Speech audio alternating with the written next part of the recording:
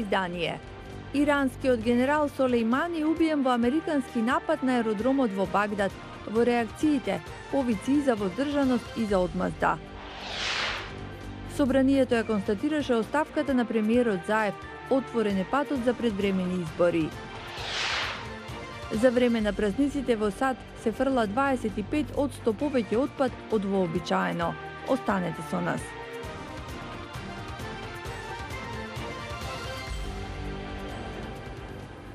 Добро вечер. Ова е News Flash на Гласот на Америка. Јас сум Анита Шијакова. Драматично ескалираа состојбите на Блискиот Исток. Во американски напад на аеродромот во Багдад убиен е иранскиот врховен генерал Солеймани. Во реакциите, повици за воздржаност, но и за одмазда. Американскиот државен секретар Мајк Помпео за CNN изјави дека убиството на Солеймани одвратило напад. Тој активно планираше напади во регионот. Десетици американски животи би биле ставени во ризик, рече Помпео. Председателот Трамп веднаш не се огласи со коментар, туку преку Твитер објави фотографија со американското знаме. Неколку дена претходно Трамп го предупреди Иран дека ги смета неговите лидери за одговорни за серија напади од членови на паравојските поддржани од Иран врз американската амбасада во Багдад. САД веќе распоредија 750 војници во Кувајт за обезбедување на американските бази и персонал во регионот. Иранскиот министер за надворешни работи Мохамед Џавад Зариф рече дека убиството на иранскиот врховен генерал е чин на државен тероризам. Мошен Резаи, поранешен командант на иранската револуционерна гарда, се закани со силна одмазда кон Америка. Американскиот министер за одбрана Марк Еспер изјави дека САД се подготвени да преземат превентивна воена акција за да спречат идни напади врз американските сили. Председателот Стево Пендаровски денеска му го врачи мандатот за формирање преодна влада на Оливер Спасовски, откако на седница на собранието беше констатирана оставката на премиерот Зоран Заев, известува Огнен Чанчаревиќ. Председателот Стево Пендаровски денеска му го врачи мандатот на Оливер Спасовски за нов премиер на техничката влада, функција која тој ќе извршува до изборот на нова влада по предвремените парламентарни избори закажани за 12 април. Утрово, досегашниот премиер Зоран Заев поднесе оставка која што собранието ја констатираше.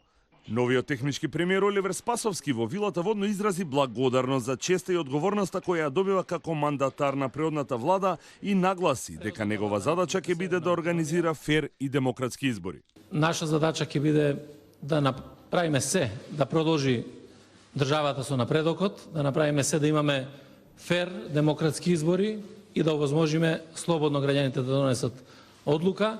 Меѓутоа, сите институции да продолжат понатаму со истата динамика како што работеа и досега, се со цел да има развој и просперитет за иднината на оваа држава и на граѓаните на Република Северна Македонија. Благодарам. Попладнево Спасовски ќе се обрати во собранието, ќе го предложи новиот состав.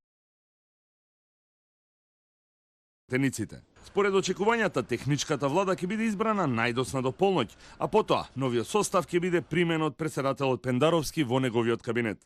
Досегашниот премиер Зоран Заев пак по 2 години и 7 месеци ја депонираше оставката како што беше претходно договорено. Тој не присуствуваше на седницата на собранието и не ја образложи оставката која што беше прифатена. На председателот на владата и на владата им престанува мандатот.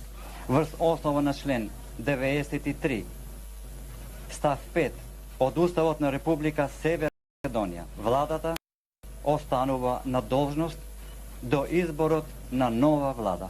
Ова е втора техничка влада во Македонија, потака во неа има 2 министри и 3 заменици министри од најголемата опозицијска партија, во овој случај ВМРО ДПМНЕ. Во техничката влада нови министри ќе бидат Наке Чулев за внатрешни работи и Рашела Мизрахи за труд и социјална политика. Првата избори во 2016 година, а нејзин премиер беше Емил Димитриев. Од Скопје, за Гласот на Америка на македонски, Огнен Чанчаревиќ.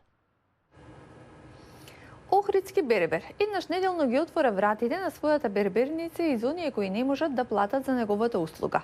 Но хуманоста не застанува тука. За плановите новој бербер од прилогот на Мики Трајковски. Во берберницата на Охридскиот бербер Неат Алим Шогун, која се наоѓа во старата турска чаршија во Охрид, однодомно бесплатно може да се подстрижуваат сите оние кои немаат средства за тоа. Илјада да им се излезе во пресрет на социјално ранливите категории граѓани се родила сосема случајно.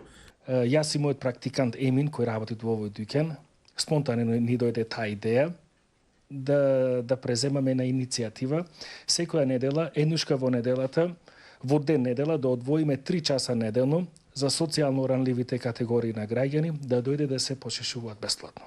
Се страме луѓето да го каже тоа, меѓутоа ние како бербери знаеме дека е во таква положба, ќе ги викниме. Реакциите во јавноста биле позитивни, објаснувањаат.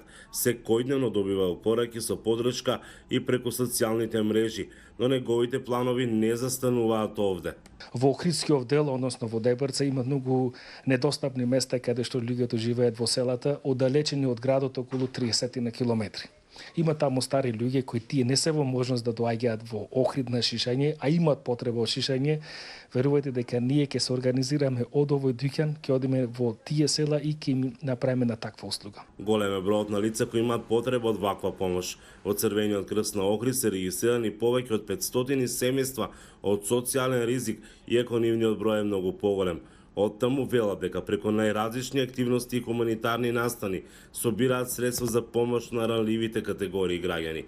Им се помага и со хуманитарни пакети и облек. Во текот на цела година можат да се обратат до нас ако им е потребна некои здравствени услуги во однос на купување на лекови или доколку имаат потреба да одат во Скопје или Битола на операција, значи им е потребна или некаков преглед, значи им е потребна автобуска карта. Ние ги обслужуваме, му ја купуваме автобуската карта. А берберот Талин вели дека со овој негов чекор сака да ги охрабри и останатите негови колеги. Се надевам дека ова добра иницијатива како добар пример ќе ја прифатите другите берберници не само во Охрид, туку и во нашата држава и надвор од нашата држава. Неат вели дека во изминатите повеќе од 20 години работа низ неговите раце поминали илјадници граѓани. Иако се среќавал со разни ситуации, секогаш се обидувал да помогне онолку колку што може и на оние кои немаат. Од Охрид за Гласот на Америка, Мики Трајковски. А за време на празниците во САД, од денот на благодарноста до Нова година, американците фрлаат за 25% повеќе отпад од вообичаено. Њујорк се обидува да го промени тоа. Нина Вишнева ги има деталите. Театрите во градот Њујорк нудат необична представа. Продуценти, актери и дизајнери организирано се ослободуваат од искористените декорации и костими. И тоа за кауза.